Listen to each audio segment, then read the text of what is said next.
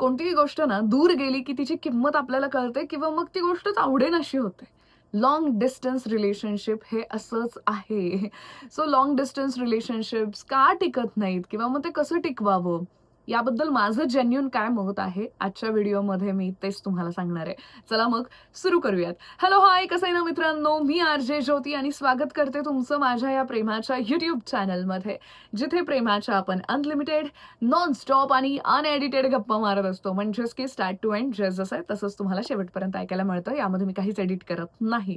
आणि हो, प्लीज चॅनलला सबस्क्राईब करा. कारण तुम्ही सबस्क्राईब केलं की मला छान वाटतं. मग मी आणखी व्हिडिओज बनवते. म्हणजे मला जरा छान वाटतं, एनर्जी मिळते. सो व्हिडिओ फार महत्त्वाचा आहे. त्यामुळे प्लीज शेवटपर्यंत बघा. मी कसलेही आज नोट्स काढलेले नाहीयेत, पॉइंटर्सही काढलेले नाहीयेत.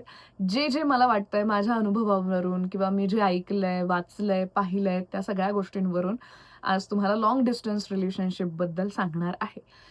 लाँग डिस्टन्स रिलेशनशिप टिकवण्यासाठी मेंटल मॅच्युरिटीची फार गरज असते. बऱ्याचदा लोकांना प्रेम आहे का अट्रॅक्शन आहे हेही कळत नाही. ठीक आहे, आपण त्याबद्दल नको बोलायला. पण मेंटल मॅच्युरिटी म्हणजे काय, की तुम्हाला एकमेकांना समजून घेता आलं पाहिजे. लगेच छोट्या-छोट्या कारणांवरून रुसून बसणं, हे फालतू प्रकार नाही करायचे. जिथे खरंच गरज आहे तिथे करा. पण विनाकारण करणं चुकीचं आहे. म्हणजे फॉर एक्झाम्पल की खरं तर हा एक मोठा भाग आहे याच्यातला. पण येस, फोन बिझी होता म्हणजे आता तुझं कोणीतरी आहे. दुसरं कोणीतरी तुझ्या आयुष्यात आलंय. हा बालिश प्रकार वाटतो मला. सो या सगळ्या गोष्टी तुम्हाला नीट कळत असतील तर त्याला मेंटल मॅच्युरिटी म्हणतात, की भाई वो मुझसे कितनी भी दूर हो किंवा हा माझ्यापासून कितीही दूर असला तरी मला माहिती आहे आमचं प्रेम आहे. ओके. आणि ते मनातून एकमेकांना कळतं सुद्धा, ते फील सुद्धा होत असतं. बऱ्याचदा न बोलता सुद्धा आपण बरंच काही बोलत असतो. हे सगळं का? बिकॉज आपलं प्रेम असतं.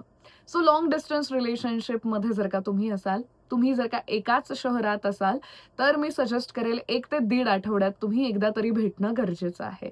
जर तुम्ही वेगवेगळ्या शहरांमध्ये असाल, जिल्ह्यांमध्ये, तर महिन्यातून एकदा भेटणं गरजेचं आहे. खूप जास्त अंतर आहे वेगवेगळे जिल्हे असले तरी सुद्धा.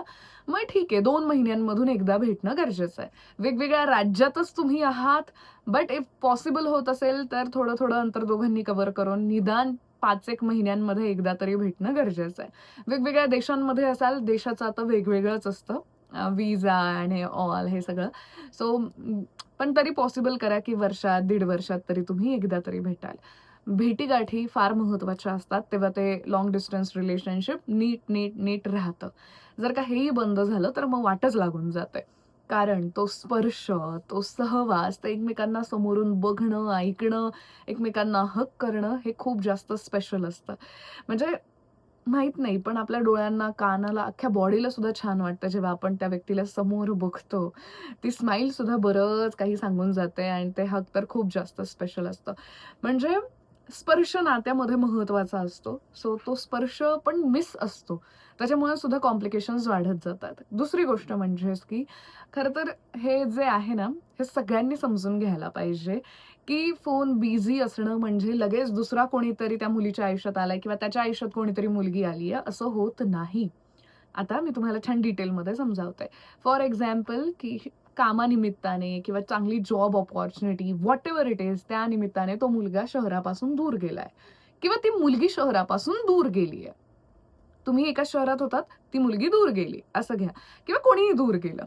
ओके. सो शहरापासून दूर गेल्यानंतर घरचे असतात. तुम्ही घरच्यांना असे गायब का करता तुमच्या स्टोरीतून मला कळत नाही.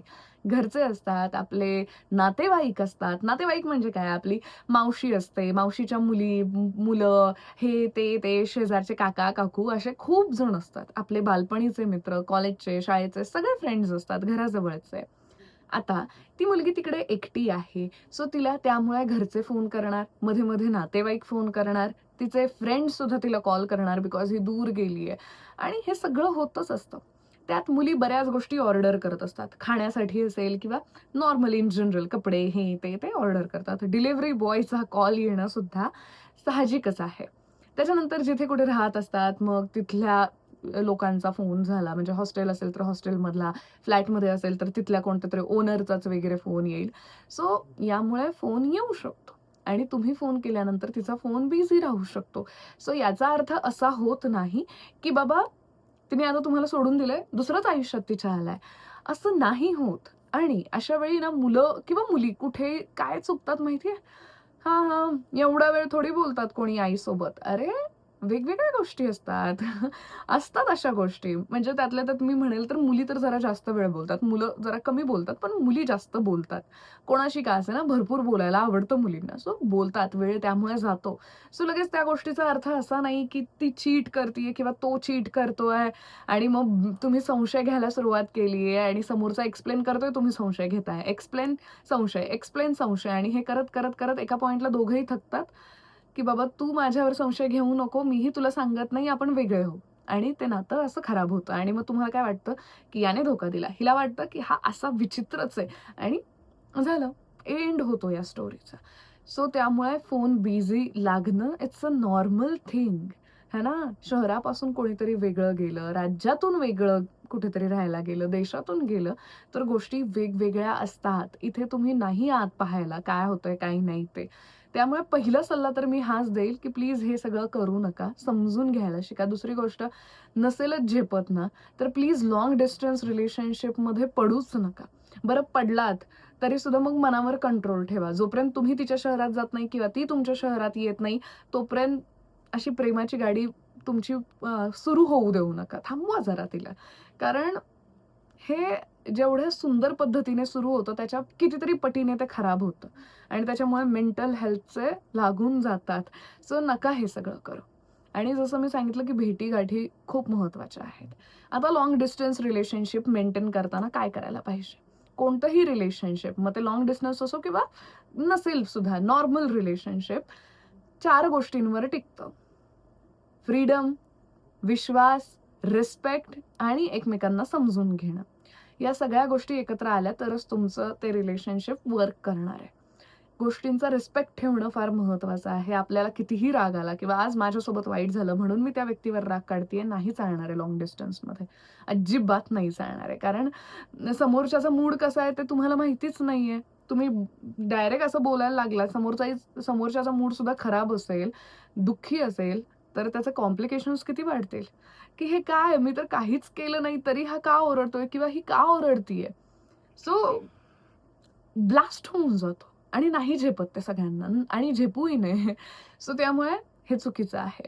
रिस्पेक्ट असलाच पाहिजे. तुम्ही रागात असाल, प्रेमात असाल, काही मजा, मस्करी, एव्हरीथिंग सगळ्या गोष्टींमध्ये रिस्पेक्ट पाहिजेच.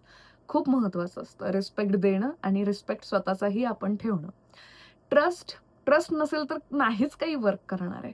तेच आहे. प्रेम आहे माहिती मग त्याच्यासाठी दरवेळी असं प्रूफ करून दाखवायची गरज नाहीये आणि प्रूफ करून दाखवतीये समोरची व्यक्ती आणि तुम्हाला विश्वास नाहीये, तर मग तर ते आणखीच अवघड आहे. आणखी काय करणार आहे? बोलण्याशिवाय वेगळं काहीच नाहीये. सो वो दिल से दिल का कनेक्शन होता है, आपको समझना चाहिए आणि तुम्ही नसेल समजून घेत, तर ब्रेकअप तर होणारच आहे. फ्रीडम फार महत्वाचं आहे. बरेच जण काय करतात माहितीये, की सपोज मी मुलगा आहे आणि मला एक मुलगा आवडत नाही. पण माझी गर्लफ्रेंड त्या मुलाशी बोलतीये, सो मग मला खूप राग येतोय. मग मी माझ्या गर्लफ्रेंडला ओरडतोय, की "नाही, नाही, तू त्याच्याशी नाही बोलायचं, हे नाही." सो नियम काय आखायचेत? रिलेशनशिपमध्ये जेव्हा तुम्ही नियम आखायला लागता ना, तेव्हा खूप कॉम्प्लिकेशन्स वाढायला लागतात. अरे, त्या मुलाने काहीच केलं नाहीये वाईट, उलट माझी मदत केलीये किंवा छान बोलतो माझ्याशी, मग मी का त्याच्याशी वाईट वागू? तुझ्यासाठी ठीक आहे, मी नाही बोलणार, पण जेव्हा फोन येईल तेव्हा नॉर्मल बोलायला काहीच प्रॉब्लेम नाहीये. मुळात ठीक आहे, तुमच्यासाठी कोणीतरी हे करेल सुद्धा, पण नियम आखणं चुकीचं आहे. तुम्ही नाही सांगू शकत तुमच्या पार्टनरला, की हे असं नाही करायचं, तसं नाही करायचं. तुम्ही सजेस्ट मात्र करू शकता, की तो मुलगा मला व्यवस्थित वाटत नाहीये, जरा जपून. मग ती मुलगी ठरवेल, की बोलायचंय की नाही बोलायचंय किंवा ती बोलल्यानंतर तिला काय वाटतंय त्यानुसार ती डिसाईड करेल. तुम्ही सजेशन्स देऊ शकता, नियम आखू शकत नाही आणि ते आखूही नाहीत. नाहीतर मग ते नियमात असं ना, ते असं कोंडल्यासारखं होतं, पिंजऱ्यात अडकल्यासारखं होतं आणि मग त्या पक्षाला उडून जायचं असतं. सो त्यामुळे नियम आखणं बंद करा रिलेशनशिपमध्ये. मग ते शॉर्ट डिस्टन्स असेल किंवा लाँग डिस्टन्स असेल. ओके. आता जसं मी म्हणाले, की कॉल्स किंवा व्हिडिओ कॉल्स भेटणं खरं तर महत्वाचं आहे, पण हेही महत्वाचं आहे. व्हिडिओ कॉल्स करणं, एकमेकांना बघणं, एकमेकांना जाणून घेणं, एकमेकांसाठी वेळ काढणं. प्रत्येकजण बिझी असतोच. तुम्ही दिवसाचं टाईम टेबल काढू शकता, की आज मला या वेळेमध्ये मी फ्री आहे. सो तू फ्री असशील तर आपण बोलूयात. सो तुम्हीच ती समजूतदार पद्धत दाखवली पाहिजे. मग मीच का करू, मीच का नेहमी हे करू. हे जर का तुम्ही करत असाल तर मला नाही वाटत याला प्रेम म्हणतात. ज्या व्यक्तीचं प्रेम असतं ना, त्याला तर कधी एकदा बोलावंसं, खूप बोलावंसं वाटतं. कधी एकदा बोललेलं असं व्हायला लागतं. मग समोरच्याला होत नाहीये म्हणजे प्रेम नाहीये का? असं नाहीये. काही जण एक्सप्रेसिव्ह असतात, काही जण नसतात. पण तुमची इच्छा होतीये तर तुम्ही डिस्कस केलत तर काय प्रॉब्लेम आहे? काहीच नाही की नाही. त्यामुळे बोलायला शिका. लाँग डिस्टन्स रिलेशनशिप खरं तर खूप सुंदर आहे. म्हणजे इतक्या दिवसांनंतर भेटल्यानंतर जो आनंद होतो, तो खूप कमाल आहे. पण ते जपणं फार महत्त्वाचं आहे. सतत चुका काढणं त्या व्यक्तीच्या, तेही चुकीचं आहे. मग तो असंच करतो, मग ती अशीच करते, मग हेच आहे, मग तेच आहे. मग जेव्हा निगेटिव्हिटी येते ना, ती अशी पूर्ण पसरते आणि मग वाढतच जाते आणि मग एका पॉइंटला वाटतं, की यार जाऊ दे यार, ह्याच्यापेक्षा मला छान भेटेल कोणीतरी. सो हे असं होतं. त्यामुळे तुम्हाला नेमकं काय हवंय ते डिस्कस करा. ओपनली बोला. मुळात काहीही बोला, पण रोज बोला. तुम्हाला काय वाटतंय? तुमचा दिवस कसा गेला? बोला किंवा जाणून घ्या. फार महत्वाचं आहे ते. लाँग डिस्टन्समध्ये आहोत, पण मग ती भेटायलाच येत नाही. मग तुम्ही भेटायला जा. मग ती नाही म्हणतीये, तर मग तुम्ही काहीतरी करणं गरजेचं आहे. एकूण एक गोष्ट मी नाही सांगू शकत ना तुम्हाला. तुम्ही रिलेशनशिपमध्ये आहात, सो समोरच्याला कसं कन्व्हिन्स करायचं हे तुमच्या हातात आहे. आणि मी तेच म्हणतीये, जर का तुमचं लाँग डिस्टन्सपासूनच सुरू झालं असेल, तर पहिले तर लाँग डिस्टन्स रिलेशनशिप असेल तर त्या भानगडीत पडूच नका. पण जर सुरू झाल्यानंतर लाँग डिस्टन्स सुरू झालं असेल, तर या गोष्टी तुम्हाला मेंटेन करता आल्या पाहिजेत. एकमेकांना समजून घेता आलं पाहिजे. समोरच्याची दुःख, समोरच्याच्या फीलिंग, समोरचा कोणत्या परिस्थितीतून जातोय हे तुम्हाला समजून घेता आलं पाहिजे. एखाद्या नवीन शहरात शिफ्ट झाल्यानंतर 0 पासून आपल्याला प्रयत्न करायचे असतात सगळ्या गोष्टींसाठी. सो अशा वेळी सपोर्टची गरज असते. तुमच्या निगेटिव्हिटीची किंवा तुमच्या संशयाची गरज नसते. हे समजून घ्या. काय होतं ना, एक्सप्लेन करायची पण एक लेव्हल असते. एका लेव्हलनंतर सगळं बास होतं, की मला नाही आता फार एक्सप्लेन करायचं. आणि यामध्ये ना बरेच जण खोटं बोलतात. बऱ्याचदा रिलेशनशिप वाचवण्यासाठी खोटं बोलतात. पण येस, ते सगळं खोटं समोर येतच. सच कभी छुपता नहीं. आज ना उद्या ते समोर येतच आणि त्याच्यामुळे खूप मोठा धक्का बसतो. त्यामुळे प्लीज खरं बोला. थोडंसं अवघड जाईल किंवा लाज वाटेल खरं बोलताना, पण खरं बोलायला शिका. जे काही असेल कोणत्याही गोष्टी लपवून ठेवू नका. बिकॉज बऱ्याच जणांनी हेच केलंय, की त्याला राग येईल म्हणून मग एखाद्या फ्रेंडचा नंबर वेगळ्याच नंबरने सेव्ह करणं वगैरे हे सगळं केलंय. पण जेव्हा त्या गोष्टी समोर येतात ना, हॉरिबल म्हणजे खूपच वाईट त्या रिलेशनशिपची वाट लागते. त्यामुळे सच कितना भी कड़वा हो, बोलना सीख जाओ. सो मला असं वाटतं व्हिडिओ मोठा होईल. आणखी खूप गोष्टी आहेत सांगण्यासारख्या. सो पार्ट 1 मध्ये मी इतकंच सांगेल. पार्ट 2 सुद्धा नंतर मी क्रिएट करेल किंवा मला असं वाटतं इनफ आहे इतकं जे सांगितलंय. सो झेपत असेल तर लाँग डिस्टन्स रिलेशनशिप ठेवा. अदरवाईज काही गरज नाहीये. ओके. कारण उगाचच तुम्ही सुरुवात करणार, दोघांचीही मेंटल हेल्थ खराब करणार आणि एकमेकांना दोष देणार आणि प्रेम तुम्हाला खराब वाटायला लागेल, हे सगळं नकोय. त्यामुळे विचार करून सगळ्या गोष्टी करा. बाकी आजच्या व्हिडिओपुरतं इतकंच. तुम्हाला कोणत्या विषयावर व्हिडिओ हवाय मला नक्की कमेंट्समध्ये कळवा. बाकी खुश रहा, मस्त रहा, प्रेमात रहा तुमच्याही, माझ्याही. I love you.